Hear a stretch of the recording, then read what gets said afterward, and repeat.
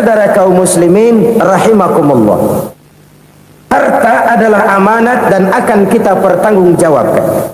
Allah melebihkan rizki sebagian kita dari yang lain agar kita saling tolong menolong, bantu membantu. Nabi janjikan, siapa yang meringankan beban saudaranya muslim di dunia, Allah akan meringankan bebannya di akhirat nanti. Sebuah jaminan dari baginda Nabi.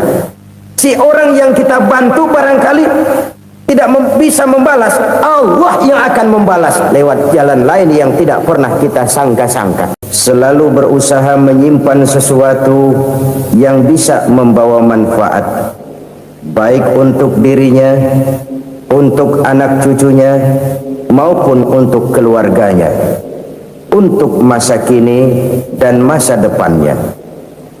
Kadang simpanan itu berbentuk uang, kadang berupa tanah, lain saat berbentuk pabrik, dan lain sebagainya.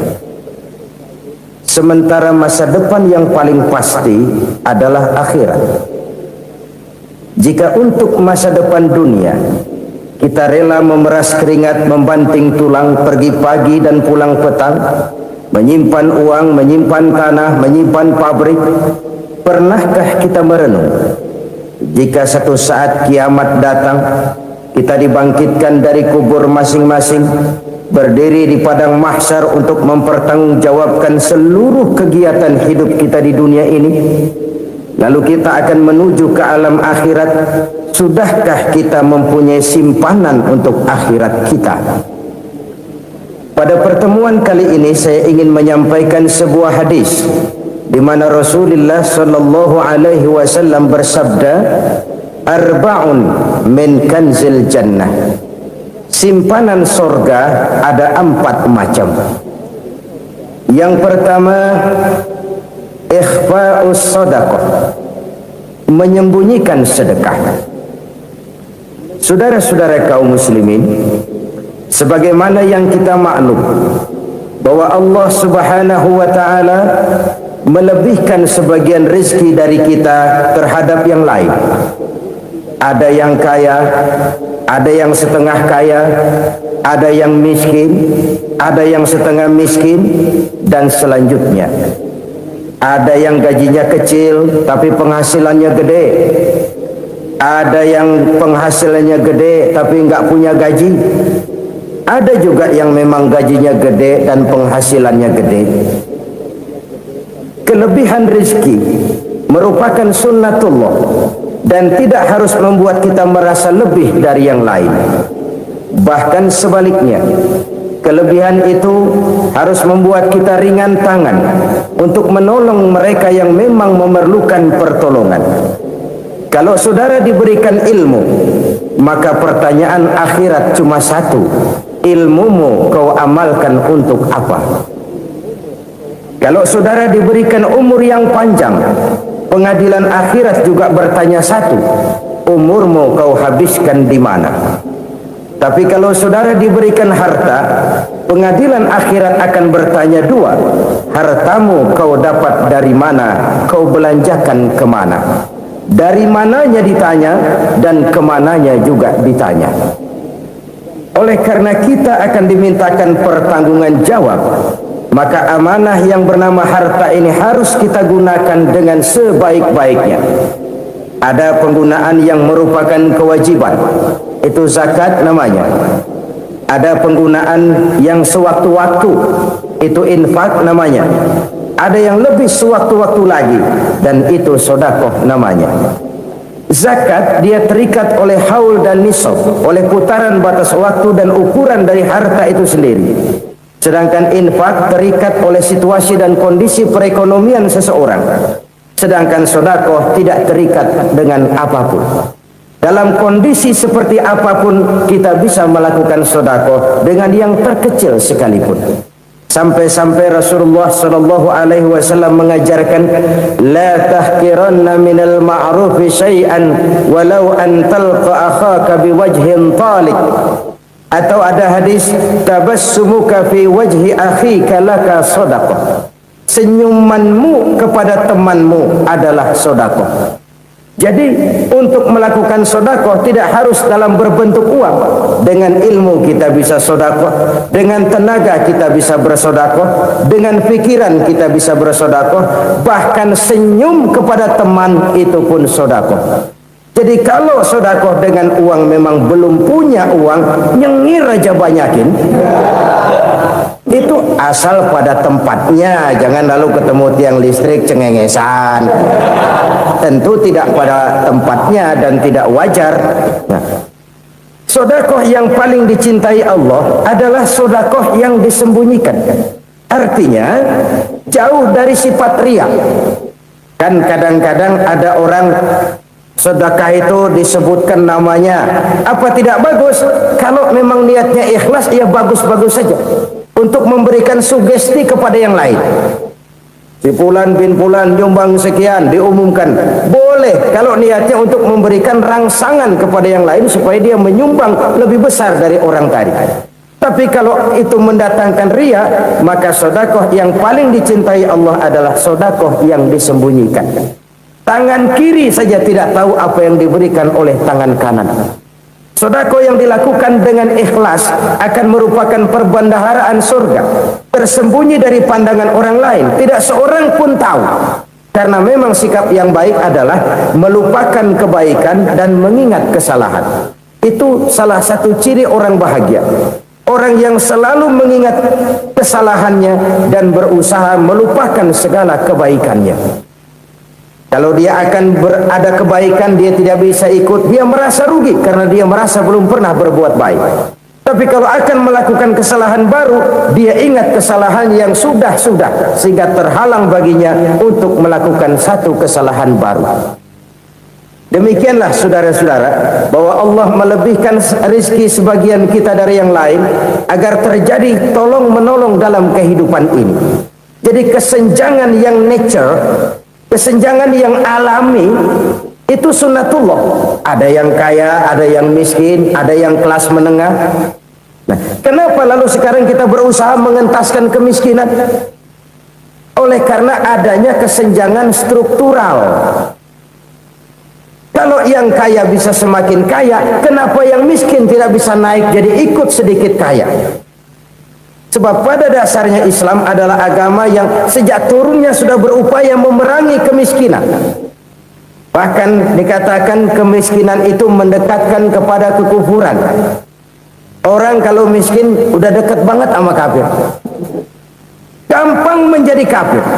Berapa banyak saudara-saudara kita yang oleh karena soal perut, oleh karena soal materi, terpaksa meninggalkan dan menanggalkan akidahnya, menjual petunjuk yang diberikan Allah dengan hak kesenangan dunia yang cuma sebentar ini. Na'udzubillah, thumma na'udzubillah. Jadi makin kita sembunyikan satu sedekah, semakin banyak perbendaharaan kita di surga. Sedekah yang paling dicintai Allah adalah sedekah yang disembunyikan. Malahan ada seorang sufi, dia punya kebiasaan kalau pergi sholat Jumat dia bawa uang, itu uang dia taruh di bawah tikar masjid. Dia niat sedekah kepada siapa saja yang nemuin itu duit. Maksudnya apa? Supaya yang nemuin nggak tahu siapa yang punya duit. Demikian dia saking ingin menyembunyikan sedekahnya. Karena sifat riya itu bisa memakan amal kita sendiri. Riya itu termasuk menyebut-nyebut kebaikan kita. Orang yang suka nepuk dada, sedikit-sedikit ngitungnya kalau enggak gua. Tuh kalau enggak gua tuh. Tuh yang belah situ kalau enggak gua, kalau enggak gua. Iya kalau enggak lu kenapa emang? Orang yang suka menepuk jasad. Tuh biasanya memang begitu saudara-saudara. Kalau perang lagi berkecamuk, orang nggak sempat ngaku jadi pahlawan. Tapi begitu perang selesai, yang kagak kenal bedil ngaku pahlawan, mas. Itu sesuatu yang biasa. Oleh karenanya, orang-orang yang ikhlas dalam bersedekah, disembunyikannya sedekah itu, Allah cinta betul. Malahan ada hadis memberikan jaminan, inna shadaqatal mar'il muslimi tazidu fil umri wa tadfa'u mitatas su'i. Sesungguhnya sedekahnya seorang mukmin tazidu fil umri, bisa menambah umur panjang. Wa tadfa'u mitata su'i, dan menyelamatkan manusia dari mati secara su'ul khatimah. Jadi siapa yang kepengen panjang umur, banyaklah sedekah. Yang bosan hidup, pelit terus. Sedekah menambah panjang umur dan menyelamatkan manusia dari mati secara su'ul khatimah. Pak, katanya umur itu nggak bisa ditambah, nggak bisa dikurangin. Kapan? Kalau ajal sudah datang. Wa idza jaa ajaluhum la yastakhiruna sa'atan wa la yastakdimun. Kalau ajal datang tidak bisa dimajukan, tidak bisa dimundurkan. Itu kalau ajal sudah datang. Tidak bisa lagi umur ditambah dikurangi, sudah datang. Tapi kalau belum datang, itu kan haknya Allah. Mau ditambah, mau dikurangi, hak prerogatif Allah. Sebagai pencipta manusia, Allah Maha Kuasa dan Maha Mampu. Sedekah ini menambah panjang umur dan menyelamatkan manusia dari mati secara su'ul khatimah.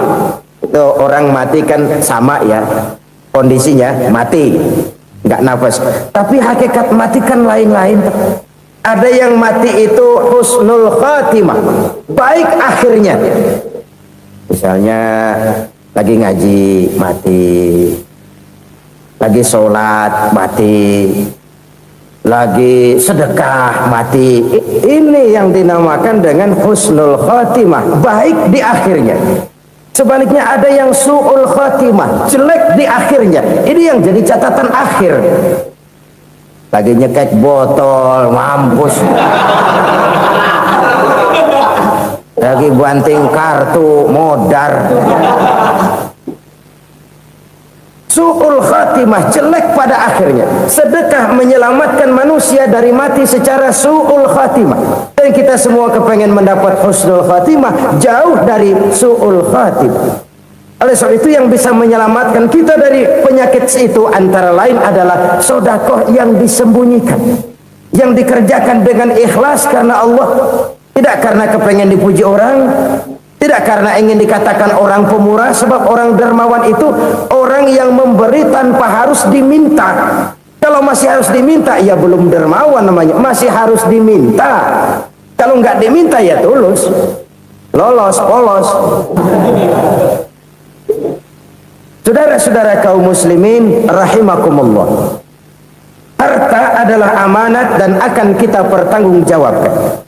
Allah melebihkan rizki sebagian kita dari yang lain agar kita saling tolong menolong, bantu membantu. Nabi janjikan siapa yang meringankan beban saudaranya muslim di dunia, Allah akan meringankan bebannya di akhirat nanti. Sebuah jaminan dari baginda Nabi. Si orang yang kita bantu barangkali tidak bisa membalas, Allah yang akan membalas lewat jalan lain yang tidak pernah kita sangka-sangka. Ada orang tanya, Pak, ini ada orang nyumbang masjid sambil marah-marah, gimana? Saya bilang sumbangannya aja ambil, marahnya jangan. Marahnya jangan diambil, itu urusan dia. Saudara-saudara kaum muslimin rahimakumullah, umat Islam ini kan umat yang punya potensi besar. Kadang kita merenung, kenapa kadang-kadang pembangunan masjid kok lambat sekali? Kalau hotel hari ini peletakan pertama, bulan depan peresmian. Supermarket hari ini peletakan batu pertama, minggu depan peresmian. Tapi kalau sudah yang namanya masjid, kadang-kadang peletakan batu pertama sekaligus jadi batu terakhir. 3 tahun, 4 tahun, campur nebar jalak di jalanan, duit dijaring kayak ikan sepat. Apa tidak ada orang Islam yang kaya? Banyak. Apa tidak ada pengusaha muslim yang jadi konglomerat? Ada. Lalu yang belum banyak itu yang komit terhadap nilai-nilai agamanya. Akhirnya kita jatuh jadi umat yang lemah. Belum ada pengusaha konglomerat muslim buka pabrik supermi cap bedug misalnya umpamanya atau pabrik kecap cap sorban supaya identitas keislamannya sedikit kelihatan. Kita jatuh jadi umat yang lemah karena potensi tidak terinventarisir dengan baik. Kita ini ibarat kompor yang cuma matengin nasi orang lain. Potensi kita dimanfaatkan oleh orang lain. Ukhuwah Islamiyah kita baru terbatas kepada silaturahmi. Ukhuwah di bidang ekonomi kita lemah, ukhuwah di bidang kebudayaan kita lemah, apalagi ukhuwah di bidang politik kita lebih rapuh lagi. Padahal ukhuwah itu adalah totalitas kehidupan manusia, menyangkut ipolexosbud, memerlukan nilai-nilai ukhuwah. Jadi oleh karena itu mari kita menyadari di dalam harta kita, walaupun kita yang cari pergi pagi pulang sore peras keringat banting tulang, di sana ada harta anak yatim, di sana ada hak masjid, di sana ada hak pesantren, di sana ada hak jihad. Berbahagialah seseorang apabila dia oleh Allah dijadikan keran. Keran itu menyimpan air, tapi tidak untuk dirinya, tapi disalurkannya kepada mereka yang memang memerlukannya.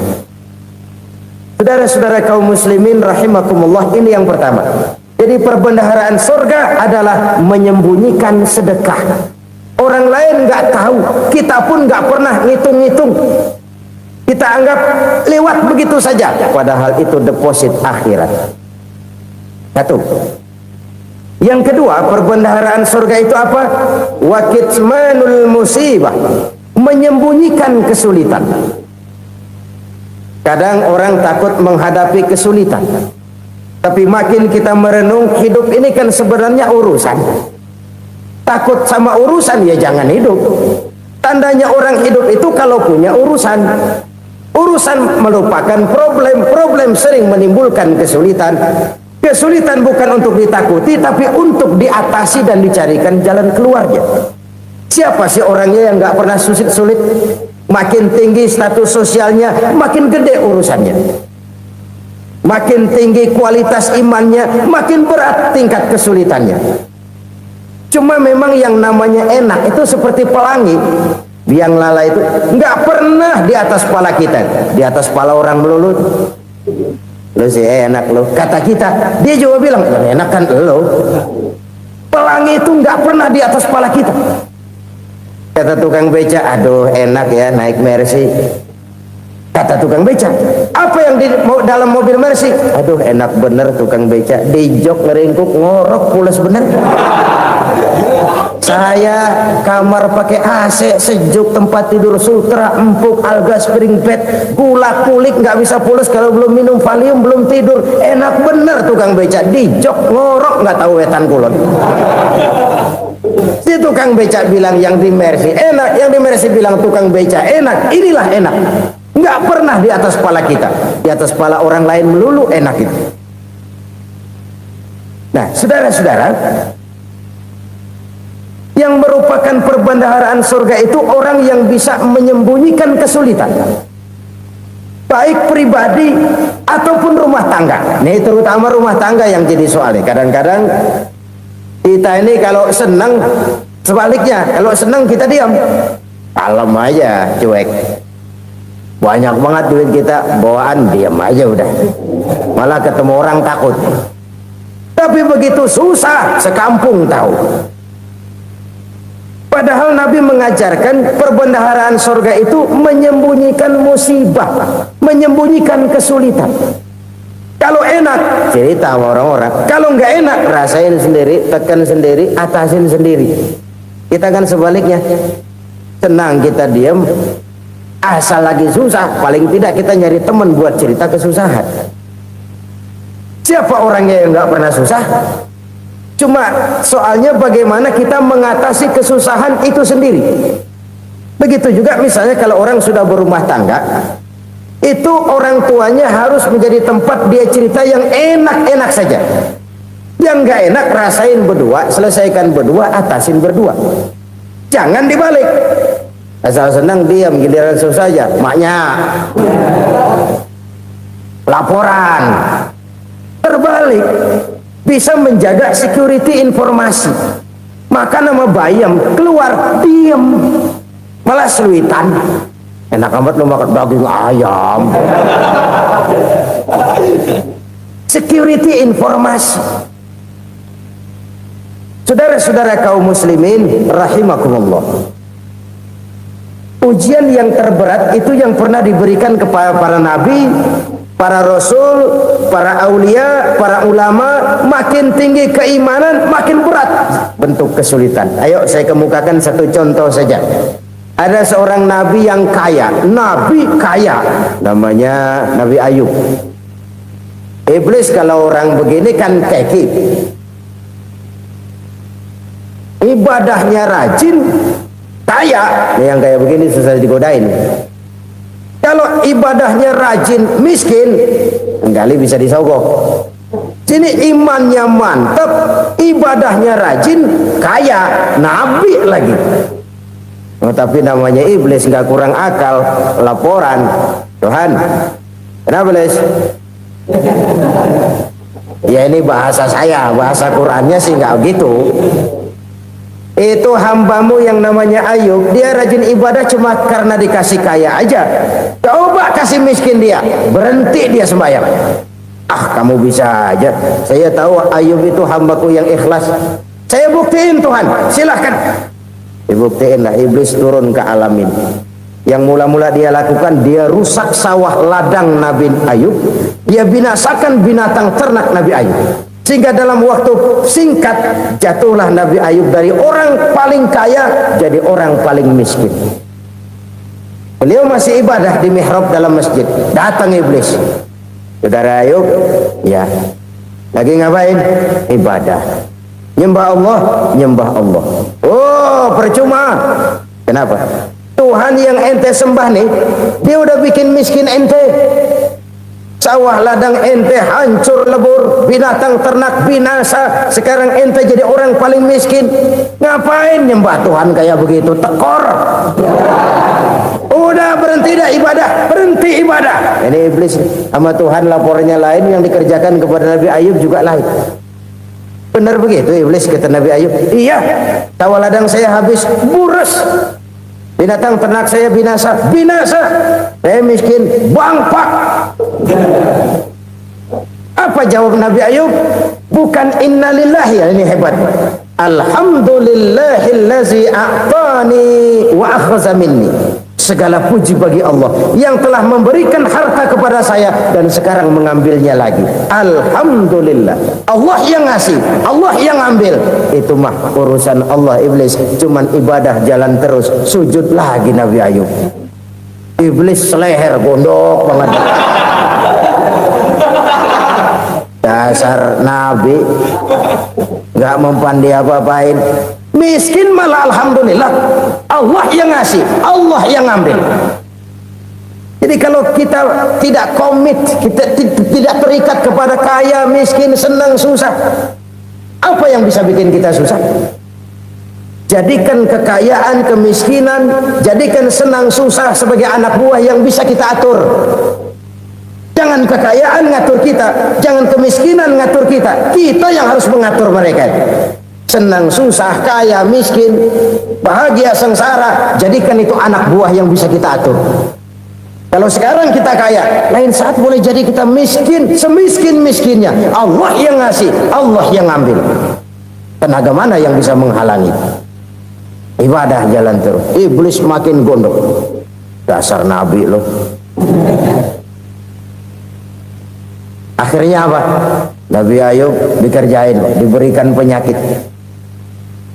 Demikian fatal penyakitnya. Bayangin, udah miskin sakit. Masya Allah. Miskin sakit. Sakitnya nggak lama, kira-kira 16 tahun. Istrinya 3, 2 mental minta ceraiin. Ngerawatin laki bengek begini. Senang belum tentu, susah udah pasti nih. Cerai aja, cerai lah. Cerai. Tinggal satu Siti Rahmah yang setia menemani beliau. Sesetia-setianya hati perempuan. Satu saat Siti Rahmah bilang, "Bang, iya, abang kan Nabi bang. Lalu namanya Nabi kan doanya jarang meleset bang. Maksud kamu minta kenapa sih sama Tuhan biar abang sembuh baik dah bang?" Itu Rahmah, iya. Saya sakit berapa tahun sih dah? 16 tahun bang. Sebelum ini saya sehat berapa tahun? Ya kira-kira 60 tahun bang. Nah coba ente banding-bandingin Rahmah. Saya dikasih sehat 60 tahun, dikasih sakit 16 tahun. Sudah nggak sabar mau doa kepada Allah minta sembuh. Saya malu kepada Allah. Diuji dengan yang luar biasa seperti ini, tidak mengganggu stabilitas kehambaannya. Dia tetap menghamba kepada Allah Subhanahu wa ta'ala. Saudara-saudara kaum muslimin rahimakumullah, kunci menghadapi kesulitan itu apa? Allah jelaskan dalam satu ayat, wa basyiris sabirin alladzina iza asabathum musibah qalu inna lillahi wa inna ilaihi raji'un.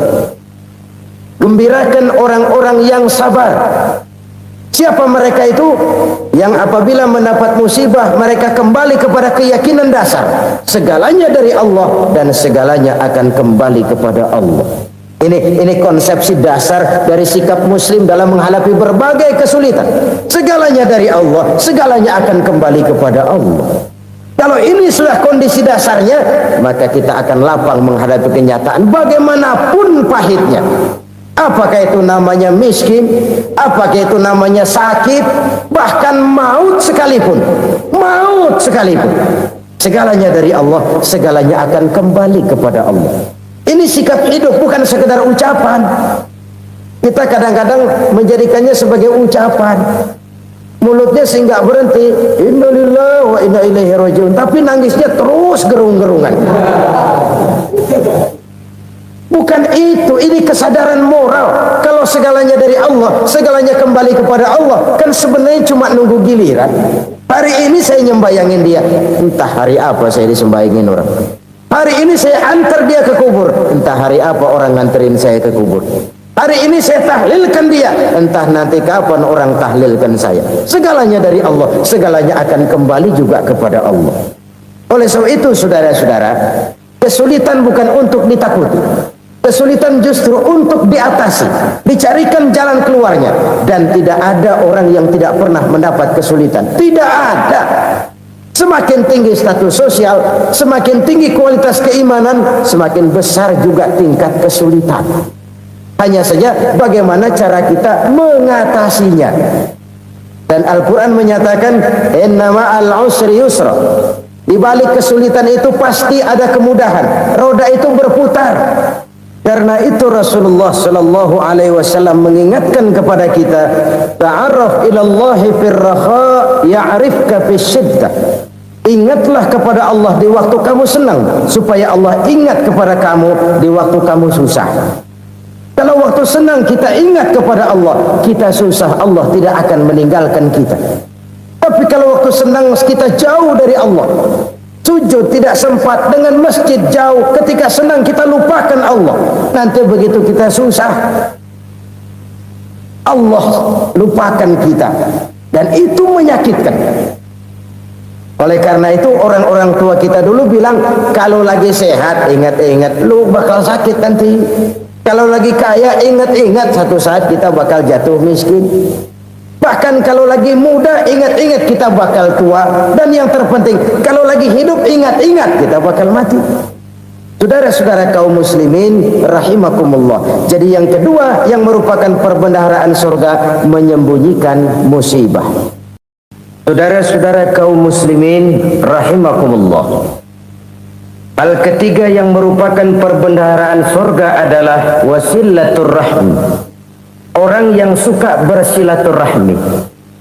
Sebagaimana yang kita maklum bahwa manusia adalah makhluk yang disebut zon politika, makhluk sosial yang tidak mungkin hidup sendiri-sendiri. Betapa dan siapapun kita memerlukan orang lain. Bodoh betul manusia kalau tinggal di tengah masyarakat tapi tidak mau bermasyarakat. Merasa hebat sendiri, pintar sendiri, gagah sendiri, kaya sendiri. Mungkin kalau mati juga ngubur sendiri. Jangankan kita di sini, di sorga saja Nabi Adam waktu sendirian bengong melulu, mondar mandir. Allah tegur dam sepi dam. Ya ini kalau bahasa saya. Iya Tuhan, sepi ini nggak ada coret-corekan pisan ini. Diciptakan Siti Hawa, baru anteng Nabi Adam. Itu di surga. Cobalah. Umpamanya saudara tinggal di Jakarta nih. Kayak bener. Apaan aja di Jakarta punya saudara deh. Jembatan Semanggi ambil, Monas Buntel bawa pulang. Hotel-hotel ambil semua. Cuman tinggal di Jakarta sendirian, apa enaknya? Betapa dan siapapun kita perlu orang lain. Tidak ada seorang pun yang bisa memenuhi kebutuhan hidupnya secara sendiri-sendiri. Nah, Islam telah menyelamatkan manusia dari ras diskriminasi, mengikat manusia dengan persaudaraan yang berlandaskan kepada akidah. Karena itu dianjurkan bersilaturahmi. Bahkan Nabi menyatakan, man arada ayyubsata lahu fi rizqihi wa yunsa'a fi atharihi falyasil rahimah. Siapa yang kepengen diluaskan rezekinya dan dipanjangkan usianya, banyaklah ia bersilaturahmi. Siapa yang kepengen dimudahkan rezekinya, hendaknya ia banyak bersilaturahmi. Kalau banyak teman, kesulitan kan paling tidak ada tempat cerita. Udah susah sendirian, kita pikirin diri, nggak ada tempat tukar pikiran. Cepet banget sama bengek. Dilawan sendiri. Nah, secara makro kita bisa berkata, tidak mungkin ada kemenangan kalau tidak ada kekuatan. Tidak ada kekuatan kalau tidak ada kesatuan dan persatuan. Tidak mungkin ada kesatuan dan persatuan tanpa semangat silaturahmi. Kalau umat Islam mau menang, dia harus kuat. Kalau umat Islam mau kuat, dia harus bersatu. Kalau umat Islam mau bersatu, dia harus membudayakan silaturahmi ini. Bahkan sampai-sampai kata Nabi, kalau bisa cari nilai tambah. Apa? Silman qata'ak. Bersilaturahmilah kau kepada orang yang marah denganmu. Masya Allah, indahnya ajaran agama kita.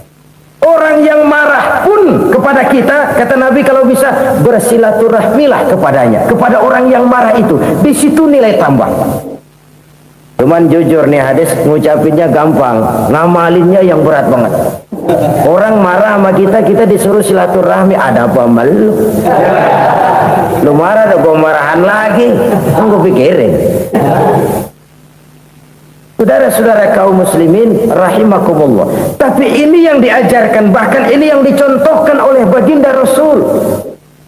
Bagaimana begitu mudah, misalnya satu saat Abu Jahal ini ngatur strategi bagaimana bikin Muhammad celaka.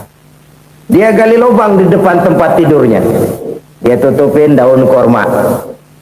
Terus dia panggil seseorang, ke sini. Kasih tahu Muhammad, pamannya sakit keras, minta ditengokin. Berangkat orang ini ke sana. Muhammad, labbaik. Pamanmu sakit keras, dia minta ditengokin. Baik, saya akan datang menjenguk beliau. Berangkatlah Nabi ke rumah Abu Jahal tanpa prasangka apapun. Abu Jahal udah pasang setil, selimut 3 rangkap setengah dipakai, persis kayak orang meriang. Tapi sembari ngintip dari balik selimut. Begitu Muhammad buka pintu, nah masuk perangkap nih. Muhammad jalan menuju tempat pembaringan. Makin lama makin dekat, makin lama makin dekat, makin dekat ke lubang yang dipasang oleh Abu Jahal itu. Dalam hati Abu Jahal, terus dah jatuh, mampus dah lu ini. Mampus lu hari ini nih. Apa yang terjadi? Malaikat Jibril datang. Muhammad, pamanmu cuma pura-pura sakit. Di depan tempat tidurnya ada lubang perangkap supaya kamu jatuh ke situ. Sudah, kamu pulang. Balik kanan Nabi. Sudah hampir jatuh ke lubang, balik kanan, pulang. Bayangin kecewanya Abu Jahal. Muhammad dikit lagi, Muhammad dikit lagi. Enggak paman, saya pulang aja. Emosi bangun dari tempat tidur, enggak sadar kalau lagi pura-pura sakit. Lompat ngejar Nabi, dia lupa dengan lubang yang dia gali. Pusrah, nyemplung sendiri ke dalam lubang.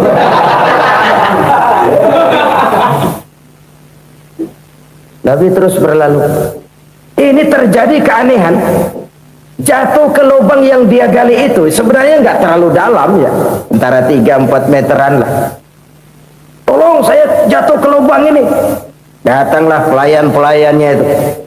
Angkat saya dari sini. Oh, yang ngulurin tambang. Satu gulung, belum juga nyampe itu tambang. Kurang beli lagi ke warung. Sambung, ulur lagi, nggak juga bisa sampai. Wah, ini kerjaan Muhammad ini. Tolong, siapa salah seorang kamu ke rumah Muhammad, kasih tahu encangnya kecebur. Minta ditolongin. Sampaikan kepada Rasul. Kenapa? Pamanmu jatuh ke lubang, Muhammad minta tolong diangkatin. Tambang udah nyambung-nyambung nggak nyampe juga. Ya, nanti saya datang, saya tolong. Coba. Nyata-nyata orang berniat jahat mau mencelakakan dia. Datang dia menolong. Ini yang disebut air tuba dibalas air susu ya ini. Bukan sebaliknya.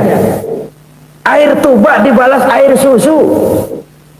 Paman, kecebur ya? Iya Muhammad, tolong ini. Pegang tangan saya. Nabi ulurkan tangannya. Nyampe. Dipegang oleh Abu Jahal. Diangkat ke atas. Sampai atas, apa kata Abu Jahal? Sihirmu memang hebat Muhammad. Udah ditolongin dikata sihir. Yang enak kita kemplang kan itu orang begitu. Urusan apa? Tapi inilah akhlak.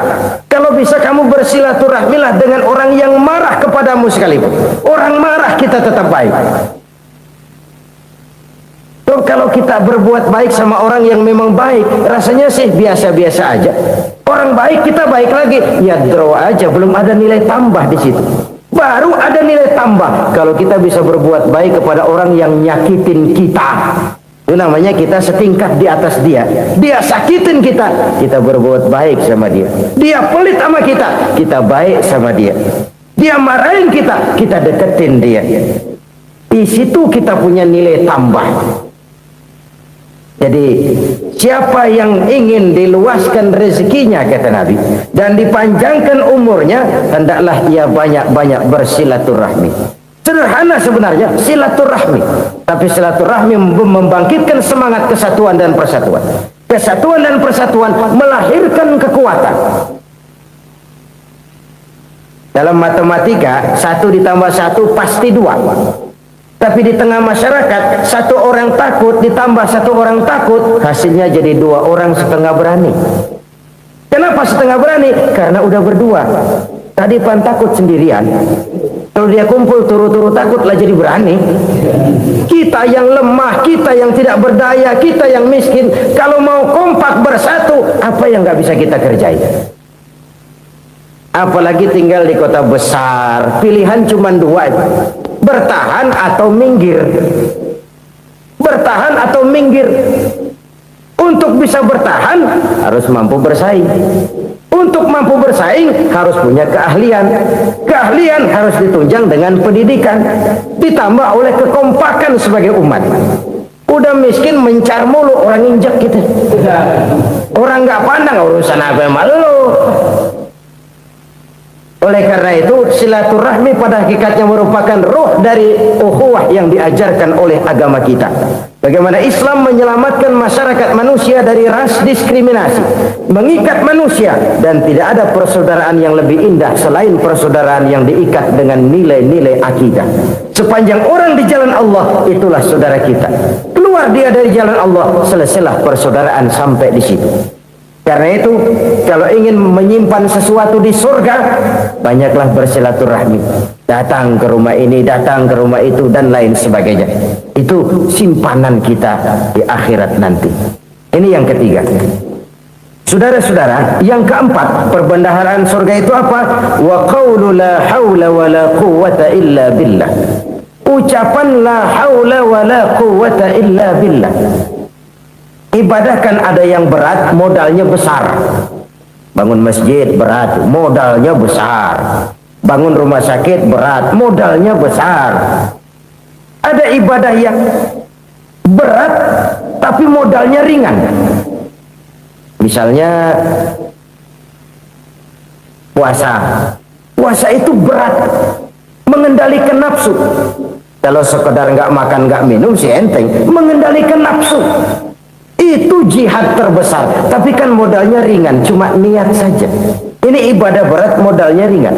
Ada ibadah yang ringan, modalnya juga enteng. Seperti termasuk ucapan la haula wa la quwata illa billah. Tanpa sadar, la haula wa la quwata illa billah. Nyelengin tuh di surga. Nyelengin, kita nggak terasa. Nyelengin simpenan akhirat. La haula wa la quwata illa billah. Nyimpen lagi. Kaget, la haula wa la quwata illa billah. Nyimpen lagi. Banyak simpenan. Walaupun sebenarnya yang dimaksud di sini adalah kesadaran batin bahwa tidak ada daya dan kekuatan kecuali Allah. Itu intinya. Kita memulai pekerjaan disunahkan baca bismillah, kan begitu. Apa itu? Kesadaran moral bahwa ini saya bisa kerjakan. Saya kerjakan ini dengan menyebut nama Allah. Kenapa? Kalau Allah tidak memberikan daya dan kekuatan, mana mampu saya kerjakan ini. Maka saya kerjakan ini dengan menyebut nama Allah. Bismillah. Kesadaran moral. Manusia hanya wajib berusaha, tapi nggak pernah wajib berhasil. Banyak hal-hal yang kalau kita renungkan secara rasio nggak mungkin, tapi jadi kenyataan. La haula wa la quwata illa billah. Tidak ada daya dan kekuatan kecuali bagi Allah semata-mata. Kesadaran moral akan kelemahan dan keterbatasan makhluk bernama manusia. Kadang kita kagum dengan otak, tapi kita sering lupa sama yang bikin otak. Padahal bagaimanapun hebatnya otak, yang bikin otak pasti lebih hebat dari otak. Nggak percaya, silahkan otak-otakan. Inilah kecenderungan. Kita kagum dengan pesawat-pesawat mutakhir, bukan main besi gede banget terbang itu. Alangkah hebatnya. Lalu apa yang bikin otak tidak lebih hebat dari itu semua? Kita puji laut, apa yang bikin laut tidak lebih hebat dari laut itu? La haula wa la quwata illa billah. Tidak ada daya dan kekuatan kecuali Allah. Apa yang bisa kita lakukan kalau tidak karena daya dan kemampuan yang diberikan oleh Allah kepada kita? Lahirlah sikap tawadu, rendah hati, tidak melonjak menjadi angkuh dan sombong, sadar akan kelemahan dan keterbatasan diri. Sebagai makhluk yang diciptakan oleh Allah Subhanahu wa ta'ala. Jadi satu sisi ini ucapan yang berpahala, la haula, jadi wiridan. Pada sisi lain ini kesadaran moral, sikap mental, kesadaran batin bahwa yang punya daya dan kekuatan itu cuma Allah. Kita nggak pantas untuk sombong. Sebab sombong itu pakaiannya Allah. Kita nggak sedang pakai pakaian Allah, kegedean. Dan makin kita renungi, makin terbentur. Apa sih yang bisa kita sombongin? Kita mau sombong apa? Kaya? Pintar? Itu kan semua relatif. Di atas langit masih ada langit lagi. Jadi oleh karenanya, marilah kita menyadari.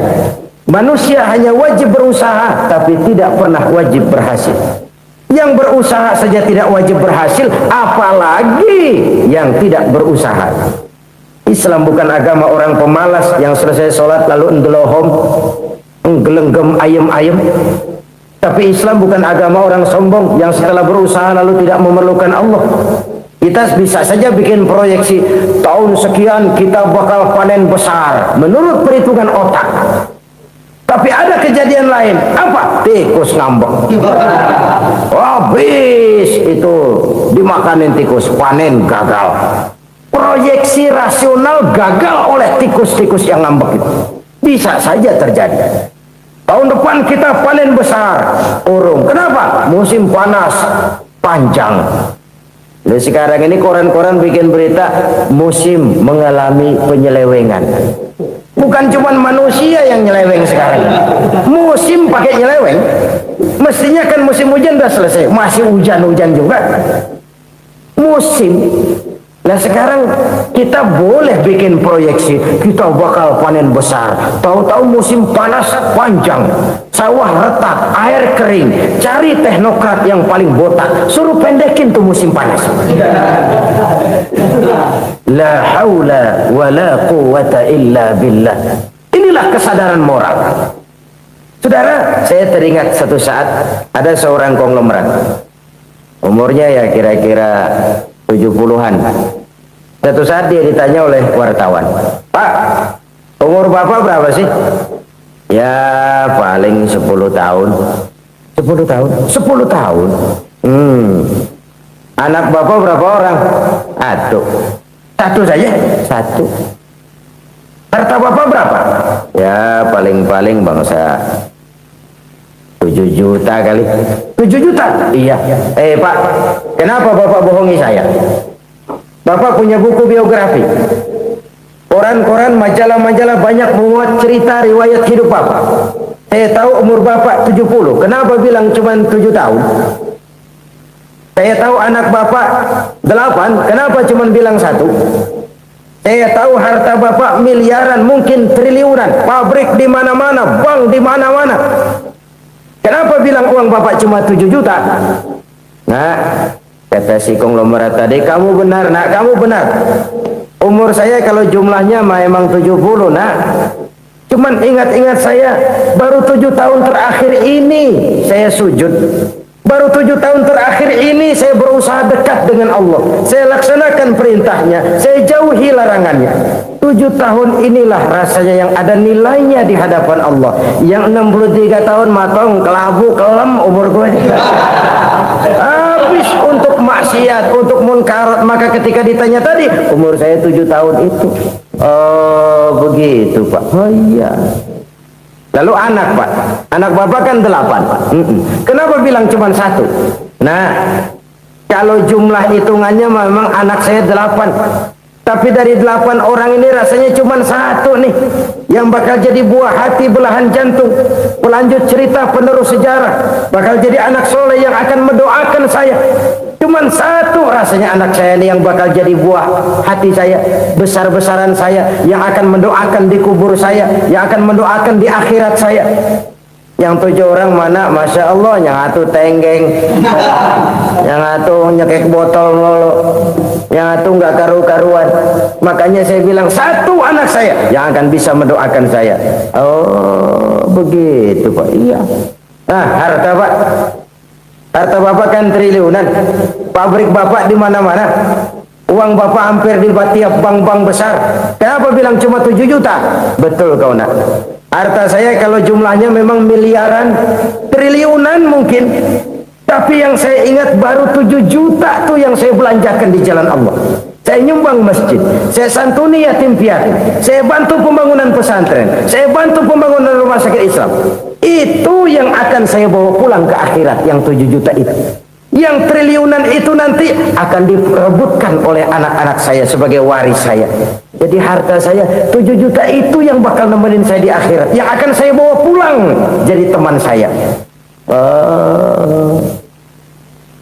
Saudara-saudara kaum muslimin, jangan-jangan orang tua itu adalah kita-kita ini. Jangan-jangan kita-kita ini adalah orang tua itu. Jangan-jangan itu potret dari diri kita masing-masing. Dari sekian umur yang diberikan Allah, berapa tahun yang ada nilainya di hadapan Allah? Dari sekian anak-anak yang merupakan amanah, berapa yang akan mendoakan kita sebagai orang tuanya menjadi anak soleh? Dari sekian banyak harta yang diberikan Allah, berapa yang akan kita bawa pulang menghadapnya nanti, yang kita belanjakan di jalan Allah? Ini sebuah potret kehidupan. Karena itu kita kembali kepada la haula wa la quwwata illa billah. Kita wajib berusaha, kita wajib berikhtiar. Selebihnya segala daya dan kekuatan hanya milik Allah saja semata-mata. Satu kesadaran batin dari setiap pribadi muslim. Setelah ia berusaha dan berikhtiar, ia menyerahkannya kepada Allah Subhanahu wa ta'ala. Jadi satu sisi ini merupakan wiridan ucapan yang mengandung pahala, pada sisi lain ini merupakan sikap batin dari seorang muslim di dalam ia menghadapi realitas kehidupan ini. Saudara-saudara kaum muslimin rahimakumullah, kalau ini kita jadikan satu basis kehidupan, maka ini akan menyelamatkan manusia dari kemungkinan tergelincir menjadi orang yang lupa diri dan lupa darat. Sebab itu Imamul Ghazali berpesan, jadidis safinah fa innal bahra amiq. wa khuziz zad fa inna safara ba'id wa khaffifil hamla fa innal hamla sadid. Perbarui selalu kapalmu karena lautan sangat dalam. Bawa bekal yang banyak karena perjalanan ini sangat jauh. Ringankan beban karena kebanyakan beban akan menyakitkan. Alangkah indah kalimat ini, alangkah dalam makna yang terkandung di sana. Perbarui selalu kapalmu karena lautan sangat dalam. Apa artinya ini? Jaga mentalmu baik-baik. Pelihara imanmu baik-baik karena hidup penuh cobaan seperti lautan. Kita kalau berlayar di lautan kan kadang-kadang tenang, angin bertiup sepoi-sepoi basah. Jika malam datang, bintang gemintang bertabur menghias cakrawala. Rembulan memantulkan sinarnya dengan indah. Dalam keadaan begitu berlayar enak. Tapi lain saat ombak menggunung, halilintar menyambar, angin topan bertiup. Berapa banyak sudah saudara-saudara kita yang tenggelam di lautan dunia tanpa sadar bahwa dia belum sampai kepada pantai yang akan dituju. Berapa banyak sudah saudara-saudara kita yang tenggelam di lautan dunia ini tanpa sempat bangkit lagi. Dia menyangka sudah sampai kepada tujuannya. Hati-hati kapal jangan sampai bocor karena lautan sangat dalam. Iman ini jaga baik-baik karena hidup penuh dengan ujian. Wa khuziz zad fa inna safara ba'id. Bawa bekal yang banyak karena perjalanan sangat jauh. Saudara mau ke Bandung, bawa duit. Saudara mau ke Surabaya, banyakkan lagi duitnya. Saudara mau ke Mekah, gepokan, iketan tuh duit nggak lembaran lagi. Makin jauh perjalanan, makin banyak bekal yang harus kita bawa. Kalau saudara dari Jakarta mau ke Surabaya, kagak bawa duit berangkat juga, itu sih bukan berani namanya, nekat. Sampai Surabaya belum tentu, sengsara di jalan udah pasti. Kenapa? Nggak bawa bekal berangkat. Sama juga kita nih, misalnya belum sempat sembahyang, mati. Waduh, berani banget orang. Belum punya bekal, mati. Sengsara di jalan. Atau bekal tidak cukup. Dari Jakarta saudara mau ke Surabaya, bawa duit 500 perak. Paling jauh Cikampek nyampenya itu. Paling jauh itu. Antara jauhnya perjalanan dengan bekal yang saudara bawa tidak seimbang. Hidup ini perjalanan panjang. A walking tour. Dimulai dari alam arwah, sebelum jasad diciptakan, roh diciptakan lebih dulu. Dari situ pindah ke alam rahim, dari alam rahim pindah ke alam dunia, dari alam dunia pindah ke alam barzah, baru menuju akhirat. Satu perjalanan panjang. Kalau bekal tidak bawa, sengsara di jalan. Bawa bekal yang banyak karena perjalanan ini sangat jauh. Wa khaffifil hamla, ringankan beban karena beban itu cuma akan menyulitkan. Kalau bekal itu sih keperluan, tapi beban nggak kita perluin, cuma ngeberat-beratin. Apa ini beban? Dosa, kecurangan, kebatilan, kezoliman, ketidakadilan, kesewenang-wenangan. Itu akan jadi beban kita di akhirat. Alangkah celakanya, perjalanan panjang, bekal tidak bawa, beban kelewat banyak, alamat sengsara di jalan. Pahala tidak ada, dosa berlipat ganda. Na'udzubillah, summa na'udzubillah.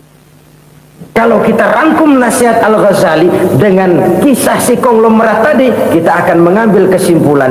Pertama, bekal terbaik dalam menghadapi gejolak kehidupan ini tidak lain adalah iman. Yang kedua, pahala dan dosa. Dua hal kontroversial. Pahala adalah bekal, dosa adalah beban. Tapi kita sekarang kan tidak begitu terangsang kepada yang abstrak. Orang berlomba mencari yang konkret-konkret saja, yang real. Kalau memang dosa, benjol dong, kira-kira begitu. Kira-kira begitu. Persis orang Yahudi dulu. Orang Yahudi itu kan pernah minta kepada Nabi Musa, Ya Musa, lan nu'mina laka hatta narallaha jahrah. Musa, kami nggak bakal mau beriman kepada Allah kalau belum kami lihat Allah ada nongkrong di depan kami. Kalau memang Tuhan ada, taruh dong di depan kami. Mau yang konkret-konkret saja. Kalau memang dosa, benjol dong. Kalau memang pahala, berasa dong. Orang terangsang kepada yang real, yang konkret-konkret saja.